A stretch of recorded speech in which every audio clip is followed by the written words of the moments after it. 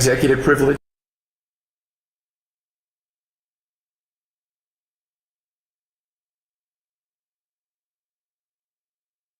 Emails and invitations do so very, very briefly. I'm more interested at this juncture hearing about executive privilege, if that's something you want to respond to.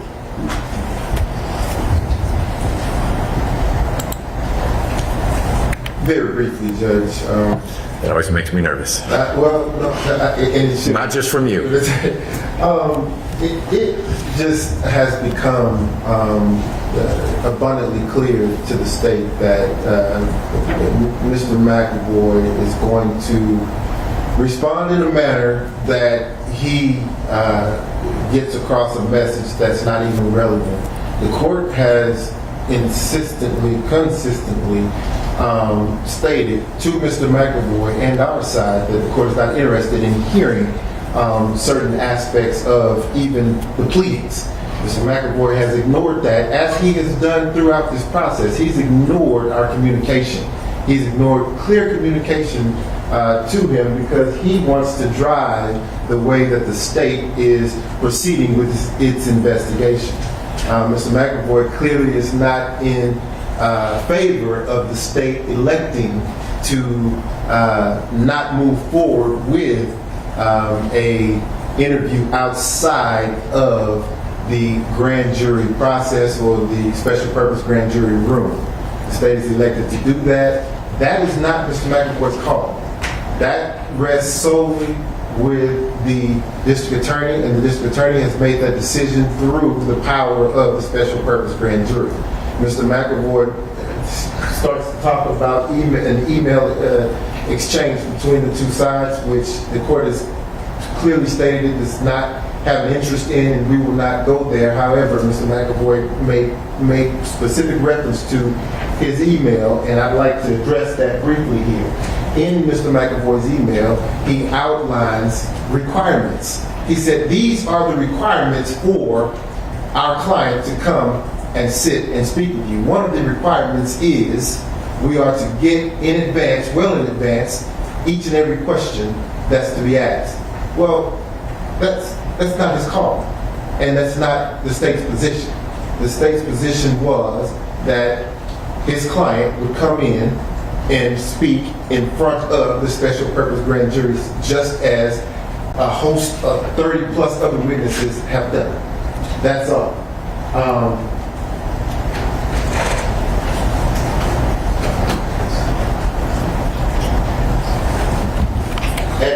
At that juncture, Judge, during the course of the interview, what really broke down the conversation was within the email, Mr. McAvoy says that the only way that that interview would take place, the only way that a voluntary interview would take place is if we didn't record it.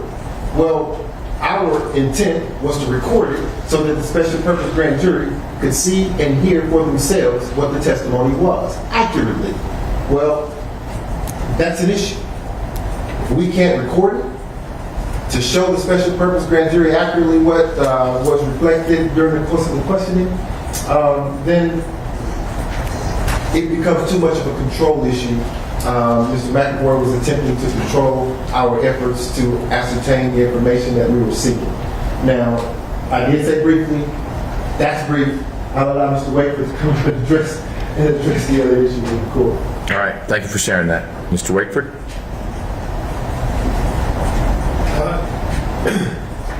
Your Honor, each witness who has come before the special purpose grand jury and raised an issue of privilege, if the parties, meaning members of the district attorney's office and counsel for that witness, cannot come to an agreement about the application of that privilege, it is elevated to your honor and decided based on the specifics of the situation at hand. That is still available, and if the governor appears to testify, that process would still be in place. So, true. What about the threshold argument that executive privilege, if applied in Georgia, would bar all testimony because the inquiries are about what the governor did in the exercise of his office? I'm not sure if I understand their argument to be that all inquiry whatsoever into anything the governor did is barred by a claim of executive privilege. I believe it would just be the process of deliberation before a decision is reached. But anyway, any arguments about executive privilege don't go to factual determinations, which privilege doesn't touch. Whether something happened, whether something was said, is not reached by privilege. And so the total quashal, the absolute quashal of the subpoena, which they're seeking here, is just not appropriate. This is, again, something that we can talk about on a question-by-question basis with Your Honor participating in the process. So if it applies, you'd analogize it to the legislative privilege, which precluded some area of questioning for certain witnesses, but allowed others. And we worked through that either, as you described it, the lawyers sorted it out, or as a group, we sorted it out. This is just a reflection of the sovereign immunity argument. I mean, it's just the same argument where, I don't know whether it was in jest or not, but the governor is the king. The governor is the state embodied, and therefore this court has no authority to tell the governor to do anything. That is just the same thing with this executive privilege argument, and that is not the case. There is no recognized gubernatorial privilege in Georgia, first of all. And second, it would have to be tailored to the actual questions which are being asked. Okay. Thank you. Mr. McAvoy, you're back up. Not much of a rest for you. No, and I'll be brief, Your Honor. I know that Your Honor does not seem to be too receptive to this argument, but I would like just to be able to briefly... I'm open-minded. Expand my horizons. I will say that on the executive privilege, it applies to documents and other materials that reflect presidential decision-making, and it applies to pre-deliberative and post-decisional materials as well. So our view is it is pretty broad. I agree with the DA's office. We may be able to carve some things out that he could talk about, which is what we've been trying to do. Happy to do it under the right circumstances.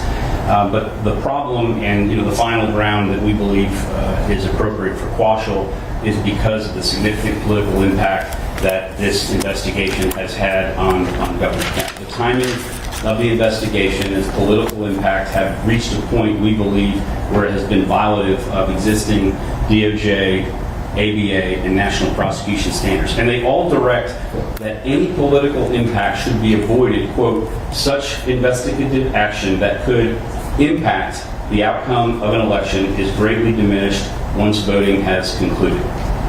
The ABA's criminal justice standards provide similar guidance. These standards, which are, quote, intended as a guide to conduct for a prosecutor actively engaged in a criminal investigation or performing a legally mandated investigative responsibility, state when, due to the nature of the investigation or the identity of the investigative targets, any decision will have some impact on the political process, such as an impending election. The prosecutor should make decisions and use discretion in a principled manner and in a manner designed to limit the political impact without regard to the prosecutor's personal political beliefs or affiliation. And finally, the ABA, the Criminal Justice Standards, Standard 3.6 on prosecutorial investigation says, whether one agrees that this investigation, and that what I just read was from the ABA. And so there's been discussions about whether this investigation is politically motivated, whether it's not, whether one agrees that it is politically motivated or not, and I think there's some evidence to suggest that it is. No one can deny that this investigation had and continues to have a political impact, which is the standard under the relevant policies. I've got a couple of exhibits, Exhibit Z and Double A, that I'd just like to publish, Your Honor.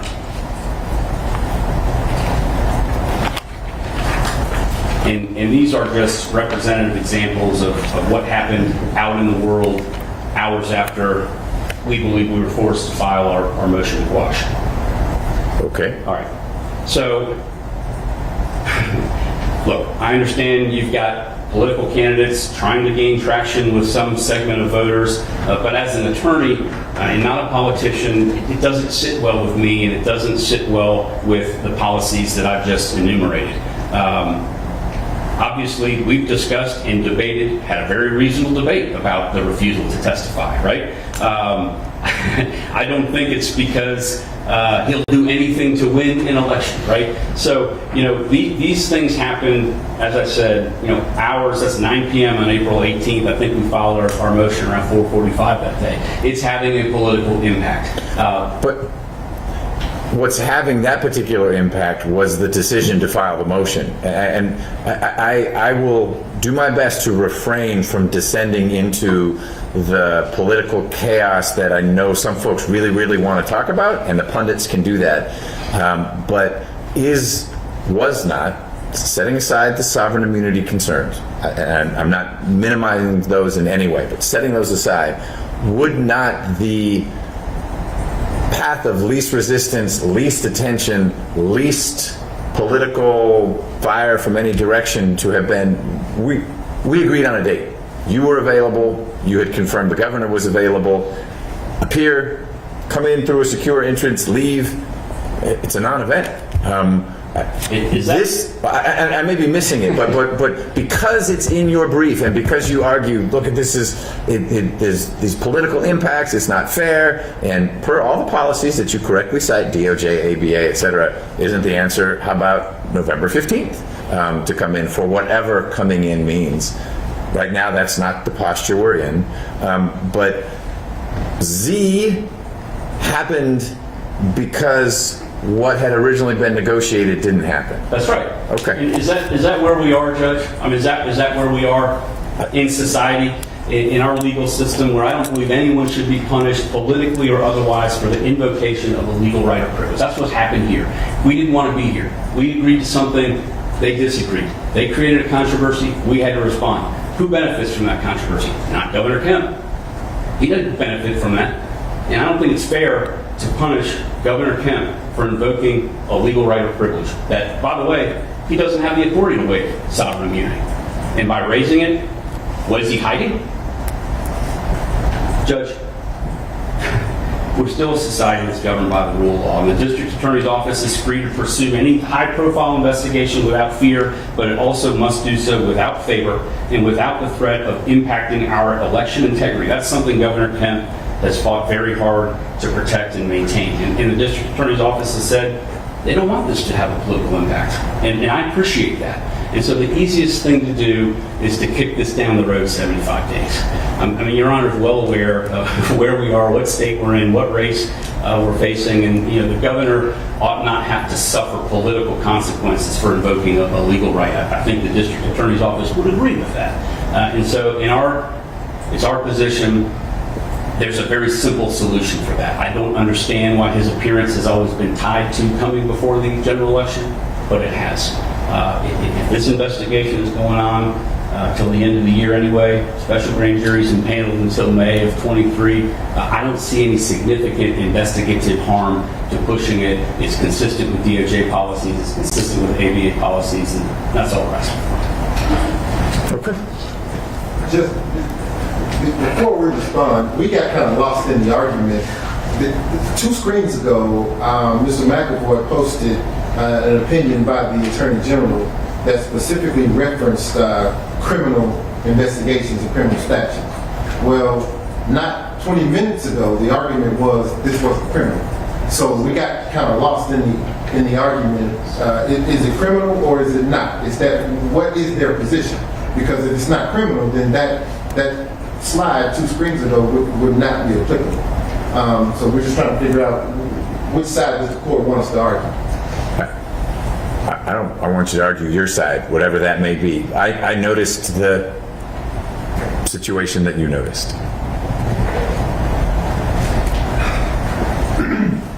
You don't have to sigh every time you come up. Do I do that every time? Dude, If you it's not that bad. That's a sign I've been before Your Honor far too much. Okay, so refraining from sighing, Your Honor.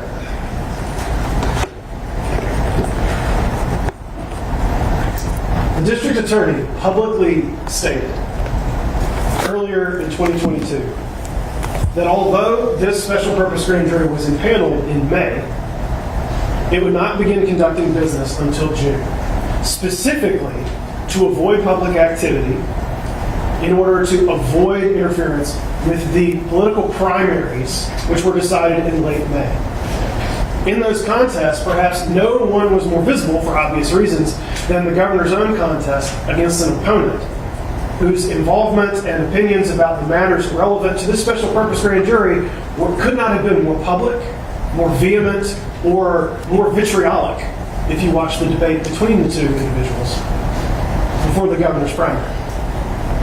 That was a specific delay, which the district attorney publicly stated she would take. She would decide to pursue. After communications break down, they break down because of a July 20th, 2022 email in which requirements for the governor's voluntary interview are stated by Mr. McAvoy. And the word requirements is very specifically used. Another phrase that is used in that July 20th email is politically motivated investigation. It has been their position since before the voluntary interview could not move forward, before a subpoena was issued. It was their stated position that, well, this is a politically motivated investigation. They put it in writing to us. What is the district attorney supposed to do with that when she has already tried to move the date of any involvement past an entirely contentious primary that the governor was participating in? When the district attorney had engaged in negotiations to have a voluntary interview even after the special purpose grand jury was seated and was subpoenaing other witnesses. As in deference to the respect afforded the office of the governor, communications and negotiations about a voluntary interview continued until requirements were stated by the governor's office, because in their words, this was clearly a politically motivated investigation. At that point, what more is there to discuss? There was an agreement to a date after a subpoena was issued. There was an original subpoena date. And then there was a conversation in which Your Honor participated between the parties where counsel for the governor pointed out, I can't do that date for personal reasons. I can't be there on that day. And so there was an agreement among the parties that another date, 8 days later, would be appropriate. That was agreed to. Another subpoena was issued and accepted.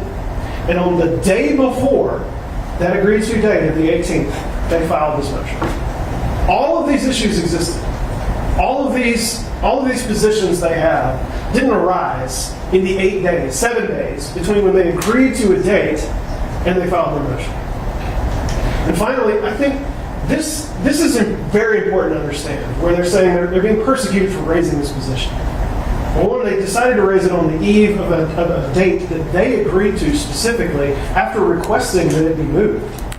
And additionally, the media, as we point out in our brief, the media had already reported, incorrectly as it turns out, that the governor had appeared and provided testimony, whether it was a voluntary interview or before the special purpose grand jury.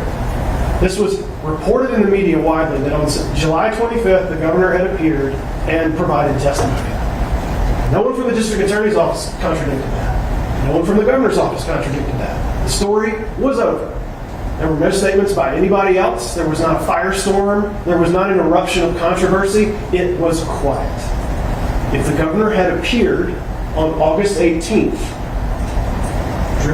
driven into a secure location and brought into the building, appeared, provided testimony, left, there would have been no story.